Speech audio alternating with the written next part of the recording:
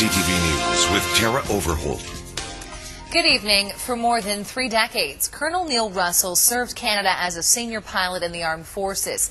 He flew missions along the Russian and Czechoslovakian borders at the peak of the Cold War. But now he faces a new enemy, Veterans Affairs and its eligibility rules. Christina Howard joins us with this exclusive story. Christina, what's going on? Well, Tara, Colonel Russell was a decorated hero, but now he feels like an afterthought. In just a few days, he could be given the boot from Parkwood Hospital. His medical care will be essentially complete. But the wheelchair-bound pilot can't be cared for at home, and the federal government won't give him a bed at the residential veterans program because Cold War veterans don't qualify for that type of care. Colonel Neil Russell was a senior Canadian commander during the Cold War. But today he's confined to a wheelchair, paralyzed and recovering after yet another surgery. I can't stand or walk, and moreover, I've severed the tendons in both shoulders. Russell relies on not only his motorized wheelchair, but also a mechanical lift to get him in and out of bed. And in just days, he'll be released. I don't have any place to go right now.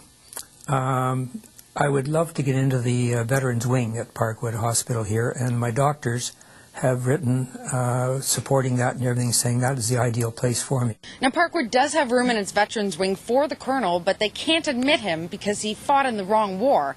Veterans Affairs Canada only pays for the long-term care of veterans from World War I, World War II, and the Korean War. Russell served between 1952 and 1985. Our job was to put up a show of force along the Iron Curtain. And now he's being forced into a corner. He can't stay, he can't go home. Long-term care facilities have year-long waiting lists, and Parkwood has 37 empty beds for vets. The federal government has made it very clear that they will not support nor pay for these beds, and that these modern-day veterans do not have a right of access. Russell's written letters to the government asking Veterans Affairs Minister Stephen Blaney to grant him access until a bed in a civilian facility becomes available. He said no. In a statement to us, his spokesperson did not address the situation directly, saying only it's unfortunate that every time we present measures in the House to improve veterans' benefits, NDP members vote against each and every one of these. I'm all for the government saving money. We all are. But personally, I don't think they should do it on the back of veterans. I would like to see the federal government say we made a mistake, change the mandate, and say that it is the nation, it is the federal government that will take responsibility for the care and support of all veterans. But unless the policy is changed, in just a few days, the decorated hero who gave 33 years of his life serving Canada could be turned out. I'm really in a tough place. I have no place to go right now. Now, these aren't new rules. They've been in place for more than 30 years. The irony is that had Russell been directly injured in combat, he would be granted access to some of those beds, although many think his back problems actually began as a result of piloting those fighter jets. Tara? Thanks for bringing us that story, Christina. Good evening. We begin tonight with an update to a story we first brought you Tuesday, the plight of retired Colonel Neil Russell. Paralyzed, the former pilot is recovering from surgery. However, he was not going to have any place to go once discharged from hospital. He was being denied access to the Veterans Program's long-term care beds at Parkwood Hospital because he served during peacetime. Christina Howard joins us with good news on Russell's situation. Christina. Well, Tara, earlier this afternoon we received good news from Veterans Affairs Minister Stephen Blaney's office. After repeated calls, our story, and the overwhelming viewer feedback, the minister's office has come up with a solution.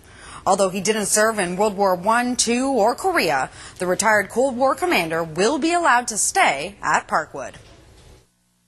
Although Colonel Neil Russell served Canada for 33 years, flying along the German border, the retired fighter jet pilot could not access veterans' health care beds. A law dating back to the 1970s made modern-day veterans' long-term care a provincial responsibility.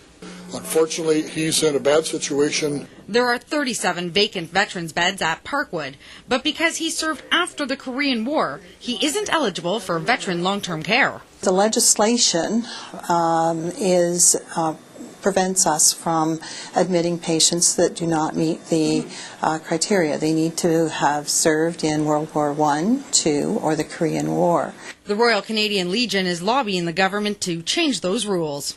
We have a resolution that came from Halifax that anyone with a 78% disability who served post-Korea would be eligible for long-term care. If the rules were different, we would be there to serve our veterans. That's truly the case. This is only going to become increasingly common as more post-Korean War veterans age. But with wide-scale layoffs and cost-cutting measures at Veterans Affairs, the Legion isn't optimistic that new eligibility rules will be adopted. Right now, our hands are tied with the government on this particular issue. They're not going to move. But it is willing to collaborate, in this case, ensuring Russell can stay. We'll continue to always work both with our veterans and with our non-veterans to serve them well at Parkwood Hospital. Now, it's unclear if Russell will be admitted into the Veterans Long-Term Care Program or if he'll be using a different type of bed and room. That decision is ultimately up to Veterans Affairs Canada. But what is clear is that Russell will be able to stay at Parkwood, and a Director General with Veterans Affairs told Russell via phone that he will be able to move into a veterans area. Tara? Wonderful news. Thank you so much, Christina.